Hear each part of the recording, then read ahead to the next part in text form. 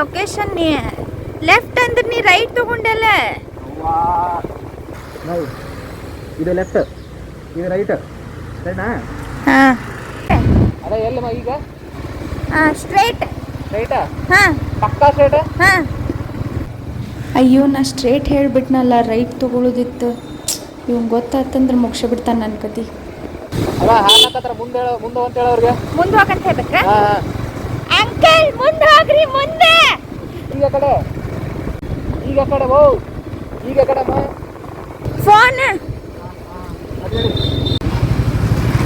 ಗಾಡಿ ಲಾಕ್ ಮಾಡ್ಕೊ. ಏನು ಹುಡ್ಕಾಡತ್ತಿದೆ? ಅದು ಪೈಪ್ ಲಾಕ್ ಮಾಡಕ್ಕೆ.